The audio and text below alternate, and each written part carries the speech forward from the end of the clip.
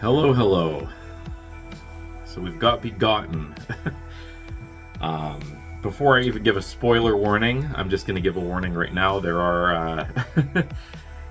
this movie is a bit messed up, so there's like a trigger warning for specific things that it deals with. So if you're sensitive to things, that's not a very good warning. Okay, I'll do the spoilers first. Spoiler alert, you know the drill. I'm going to be talking about the movie, etc., etc., etc. You've been warned. Now, trigger warning, there is discussion of like severe violence and sexual exploitation, I guess, that I will be commenting on because it's in the movie. So if that is kind of a thing you don't want to listen to, step out of the video. Yeah, I don't want to be the cause of, opening up any wounds or anything that anyone has. So, there you go. You've been warned. So, Begotten is a 1989, I believe, film by, believe it or not, the same guy who directed Shadow of the Vampire, which was a pretty cool movie, honestly. This is completely different in tone. There's not much of a story, so I'll just go into detail about the things that appear on the screen and in the order that they appear in. So initially we have shots of, nature and an old house or an old cottage in the middle of the woods, and it slowly pans in. You see through the windows this entity, this figure, humanoid in appearance, sort of, which then begins to slice itself with a straight razor. It disembowels itself, pulls pieces of its own flesh off, and basically kills itself. The character in the credits actually is called God killing himself. So this whole movie is supposedly based on some various creation myths. I mean, yeah, if you look at some ancient mythologies and stuff, there are some pretty twisted creation myths, so I could absolutely see this being based on those. So anyway, this entity is deceased. It has ended its own life. Blood everywhere. There's stuff oozing out of it. You can see its feet and stuff falling and gushing noises and stuff. Yeah, it's very pleasant. The one thing I will say to its credit, though, is that the film quality is atrocious. Deliberately, though. It's all black and white on very, very poor quality film. So a lot of the graphic stuff that it shows, you can barely tell what it is, but it's enough that you can tell what it is. So, yeah. So, for this scene, for example, all the blood is black, obviously, because they don't have red and black and white, obviously. Well, except for, what was that? Werewolf by Night, they had red in it. But, okay, anyway, we're going back. We're talking independent films here, so it's all in black and white, and it doesn't... You can just vaguely tell that he's disemboweling himself and slicing pieces of his flesh off and stuff, so it's enough to know. Anyway, he's deceased. And here's where it gets interesting. From inside his remains births a woman who is in the credits listed as Mother Earth. So take that as you will. Mother Earth is birthed from the deceased remains of this god. She gets out, walks away for a little bit, stops, comes back, and decides, you know what you do with a corpse? Necrophilic acts. So yes, she... Yeah. Wow. I don't even know how to say. I'm not monetized, so it doesn't matter. So I guess I can just say anything. I just don't want to strike. But whatever. She arouses him, and yes, you can see shadows of that to the point of completion, which she then impregnates herself with. So. Yeah, I'm not going to go into detail on what it shows. It shows enough, though. All I'm going to say is there are two different kinds of fluids, and one is represented by the color black, and one is represented by the color white. And that's how you know which is which. So that happens. Cut forward. Hooray, you're pregnant. Good job. She gives birth to a full-grown adult who's deformed or malformed or whatever you want to call it. I don't know which one it would be. Both, probably. Who basically twitches and convulses on the ground, just like trying to live and exist. So what does she do? She goes to the store and gets a pack of smokes and never returns. She ditches them, basically. But lucky for him, he's discovered by a group of nomads who take him and then proceed to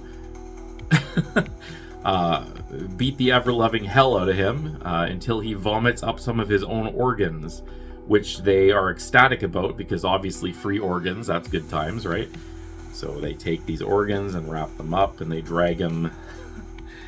Oh man, this is such a thing. So they drag him and they pull him up a cliffside and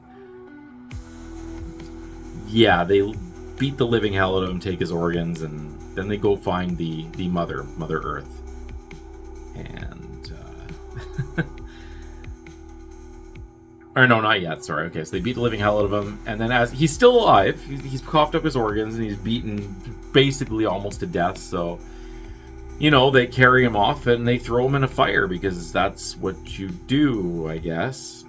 So he's in a fire, and he's burning, and it's, again, you can't really see too much, but you see, like, smoke, and, like, you can assume that his flesh is bubbling, or melting, or whatever. Anyway, they basically leave him for dead, essentially. Mom decides to come back. Mother Earth finds him, twitching and convulsing still, so I guess they're not able to kill him. I mean, he's the grandson of a god, right? So maybe he's immortal. I don't know. So she finds him, and like a loving, nurturing mother, she ties a rope around his neck and starts dragging him through the woods. Which, that's fun. Unfortunately, the group of nomads that had captured him initially decide, hey, you know what? I don't like that. They find them, they beat the ever-loving shit out of the son again, and then they proceed to turn their focus to the mother, which they then also beat the ever-loving hell out of until she's dead, and then they perform necrophilic acts on her body and dismember her, and then they're in like a little pit collecting dirt in jars for whatever reason, and they debone her and mutilate her body, and they like put her bones in the jars with the dirt, and then they decide, you know what, we should probably take care of that son, eh? So they go back and they beat the ever-loving hell out of the son with large mallets, kill him, do the same thing, dismember and debone and smash his remnants into these jars into the ground. Following which, you start seeing plants growing. So, I mean, that's part of the myth, I guess. Maybe something in this myth that is based on dyes that you could, like, bring life to the earth or whatever. Anyway, that happens. You see plants growing, and then there's like an overhead shot with like a field of like flowers blooming and whatnot, and then they show the bodies like just decimated, and then they cut to a clip again of her again dragging her son through the forest by a rope around his neck, and then they cut back to the bodies, and then the credits. So that's the story. What did I think? Well, I mean, it's artsy as hell. Like, I know I said that A Place Among the Dead or whatever it was an artsy film, but no, I take everything I said about that back. That is the most straightforward film in the world compared to this one. I have to admit that everything they did in this film, they did deliberately. So every scene lasted a lot longer than it needed to last. But I know for a fact that had to have been done deliberately to make it as uncomfortable to watch as possible. So they succeeded in that. I also do appreciate like the old style of like really crappy quality black and white film that's like scratched and scuffed to hell. It also makes me appreciate the more disturbing scenes more because you can't see all of the details. And you see enough details, believe me. The self-impregnation scene, you see the details. The arousal of the dead god scene, you see things. You see the dismemberment. You actually see them rip a femur out of the body when they're deboning the mother. So you see enough. But it's such bad quality that it doesn't make your stomach churn or whatever. Maybe it will for you, I don't know. But I mean, I've seen worse stuff than that with more graphic detail. So in that respect, as an art film, I think it was well done. I don't really understand these artsy films very well. But this one had enough of a story that I kind of did, so I can appreciate what it's doing. They actually made a sequel to this too. So, what was it called?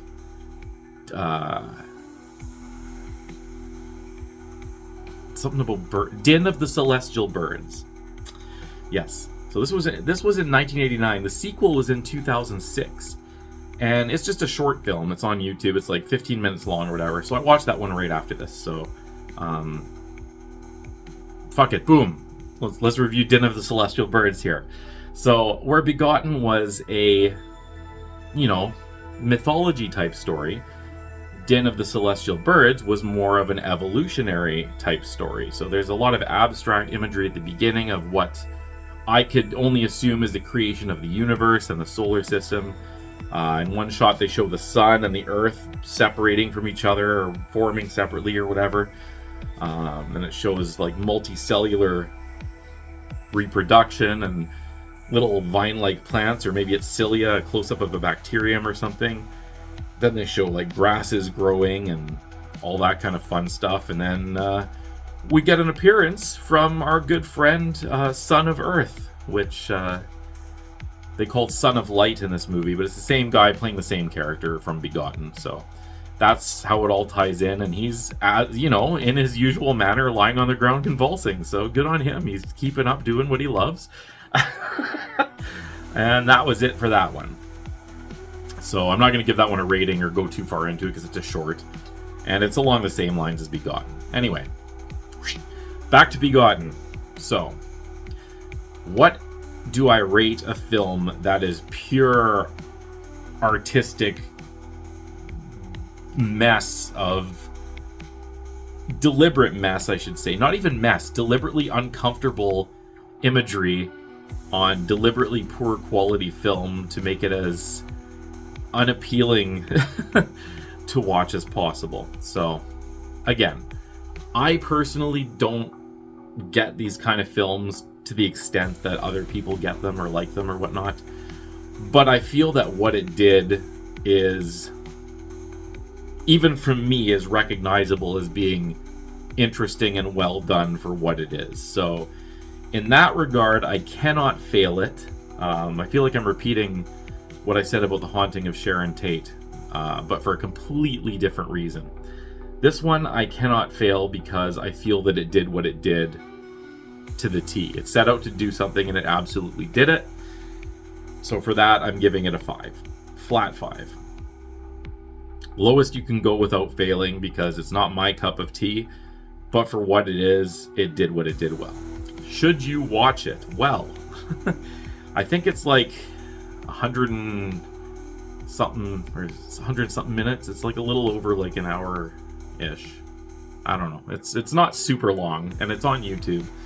There's a couple versions. There's one version where someone put like really quiet death metal music in the background. That's not the real version. There's music, but it's all like very drony synth type music, lots of cricket sounds and flies and ambient noise. So if you get one with like very quiet death metal, that's not the right version.